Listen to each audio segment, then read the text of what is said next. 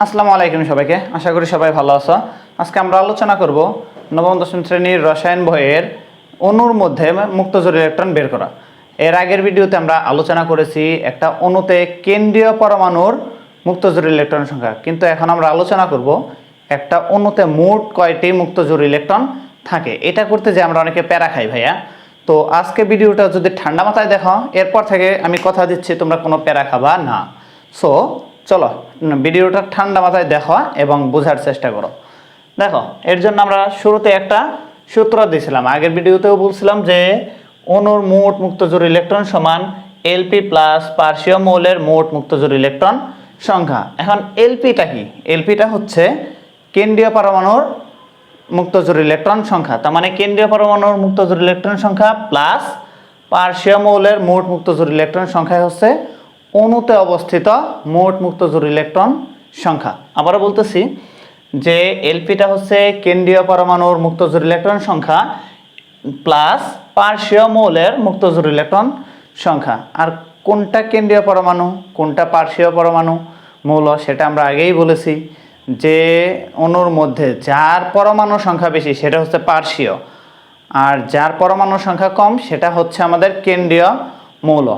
আর একটা টেকনিকে বের করা যায় যে একটা অণুর মধ্যে যে মৌলের জারণ মান যত বেশি সেইটাই হচ্ছে কেন্দ্রীয় পরমাণু। সো আমরা এত কথা না বলে অঙ্ক করার মাধ্যমে বা বের করার মাধ্যমে বোঝার চেষ্টা করি।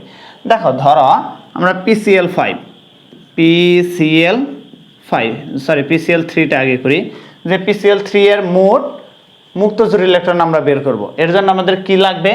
তাহলে এই ক্ষেত্রে দেখো, এই ক্ষেত্রে আমাদের কি লাগবে? এলপি লাগবে এবং পার্শ্বীয় পরমাণু লাগবে।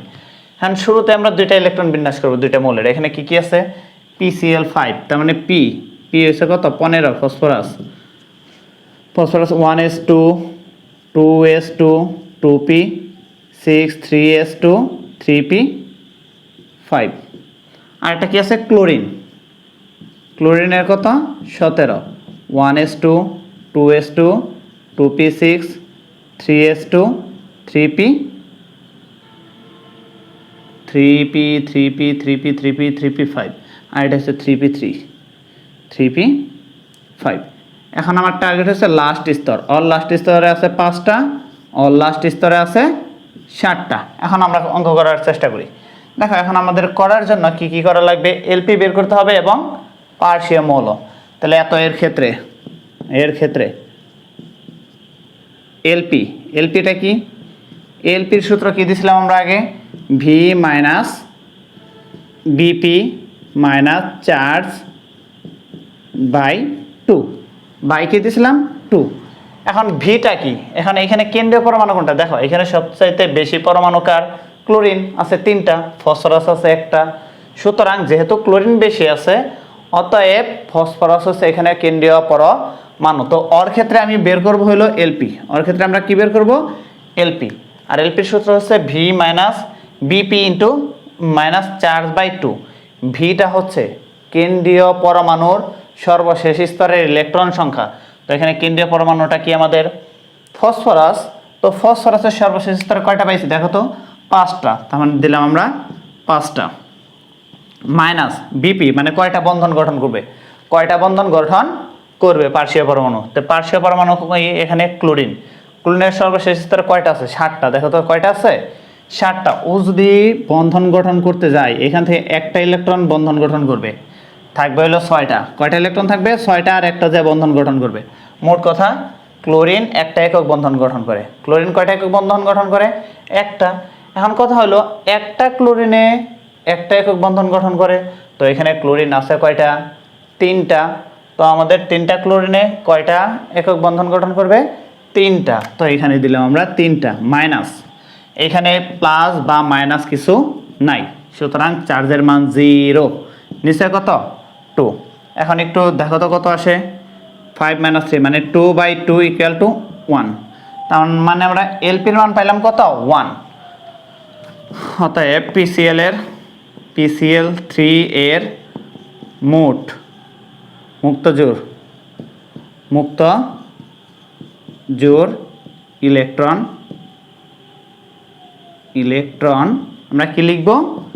এলপি, এই যে এলপির মান আমরা কত পাইছি 1, তাহলে 1 প্লাস পার্শীয় মৌলের কি সংখ্যা আমাদের মোট মুক্ত জোর। এখন দেখো এইখানে পার্শীয় মৌলটা কি ক্লোরিন, এখন ক্লোরিন কয়টা আছে দেখো, ক্লোরিন 3টা, 3 আগে বসাও, তার মানে 3টা ক্লোরিনে কয়টা মুক্ত জোর আছে সেটা দেখবো, 3টা ক্লোরিনে কয়টা মুক্ত জোর আছে। এখন একটু খেয়াল করো তো, এখানে লাস্ট স্তরে ছিল কয়টা 7টা, ফসফরাসের সাথে একটা ইলেকট্রন গ্রহণ করছে, সরি একটা ইলেকট্রনে বন্ধন গঠন করছে, তা বাকি রয়েছে কয়টা 6টা।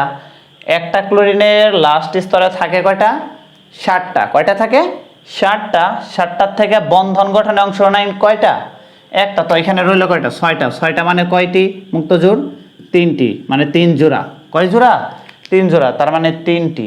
একটা মৌলের মধ্যে একটা ক্লোরিন পরমাণুর মধ্যে মুক্ত জোড় থাকতেছে কয়টা যখন ফসফরাসের সাথে যায় 3টা, তো 3টাতে থাকবে কত 3 3 9টা, এতটি, তার মানে 1 প্লাস 3 3 9 ইকুয়াল টু কয়টি 10টি, তার মানে মোট মুক্তজোড় ইলেকট্রন 10টি PCl3 এর মোট মুক্তজোড় ইলেকট্রন কয়টি 10টি, মোট মুক্তজোড় 10টি, যদি বলে মুক্ত ইলেকট্রন কয়টি 10 দুগুণে কয়টি 20টি। আশা করি বুঝতে পারছো। আমরা আরেকটার মাধ্যমে দেখি, PCl5 এ যাও তো। এখন দেখো আমরা PCl5 যদি করি, PCl5 যেহেতু ইলেকট্রন বিন্যাস এটা করা আছে, আমরা PCl5 এ যাই। PCl5 এর ক্ষেত্রে LP, প্রথমে কি বের করবো আমরা LP, তাহলে এইখানেও কেন্দ্রীয় পরমাণু কোনটা, যেহেতু ফসফরাস কম ক্লোরিন বেশি, অতএব ফসফরাস কেন্দ্রীয় পরমাণু। অল লাস্ট স্তরে আছে কি 5টা, দিলাম 5 মাইনাস এখানে ক্লোরিন আছে কয়টা 5টা, একটা ক্লোরিনে বন্ধন গঠন করবে কয়টা একটা, তো 5টা ক্লোরিনে বন্ধন গঠন করবে কয়টা 5টা, তো 5টা মাইনাস এখানে কোনো প্লাস মাইনাস নাই, সুতরাং এখানে এটার মান 0, তাহলে 5 - 5 মানে 0, 0/2 মানে 0, তার মানে এই অণুর মধ্যে অর মুক্তজোড় ইলেকট্রন 0। এখন আমার কেন্দ্রীয় পরমাণুটা বের করতে হবে। কেন্দ্রীয় পরমাণুর মুক্তজোড় ইলেকট্রন কত, সরি পার্শ্বীয় পরমাণুর, পার্শ্বীয় মৌলের মোট মুক্ত জোড় ইলেকট্রন।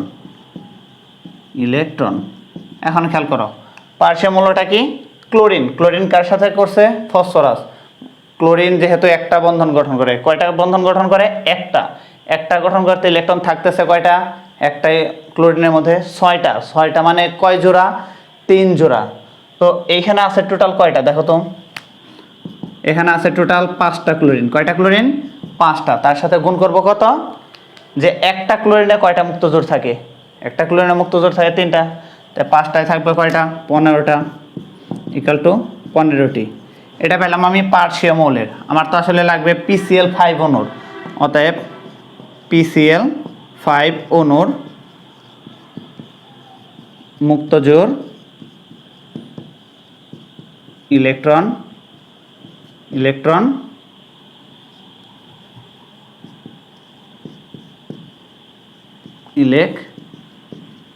কত LP প্লাস, LPর মান পাইছি 0, তাহলে 0 প্লাস এই যে LP প্লাস পার্শ্বীয় পরমাণু কয়টি পাইলাম 15টি, ইকুয়াল টু কত পাইলাম 15টি।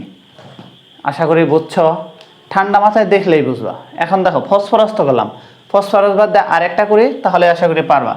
এখন দেখো ধরো ফসফরাসেরটা নিলাম না, এখন আমি নিব সালফার আর অক্সিজেন, তাহলে আসা কত সালফার ডাইঅক্সাইডের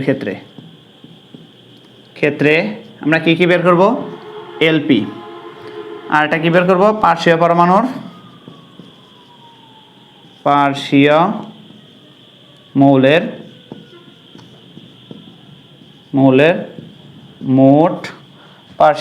মোট কি সংখ্যা মুক্তজোড় ইলেকট্রন সংখ্যা। এই দুইটা জানলে আমরা মোট মুক্তজোড় বের করতে পারবো। সূত্র কি V - BP মাইনাস চার্জ, নিচে কত 2। এখন দেখো যেহেতু সালফার আছে, সালফারের কত 16, তাহলে 1s2 2s2 2p6 3s2 3p4, এটা কি অক্সিজেন, অক্সিজেনে কত 8, তাহলে 1s2 2s2 2p4 লাস্ট স্তর নিয়ে কাজ। ওর লাস্ট স্তরে কয়টা আছে 6টা, ওর লাস্ট স্তরেও কয়টা 6টা। এখন যাও ভিপি বের করো, এলপি বের করবো।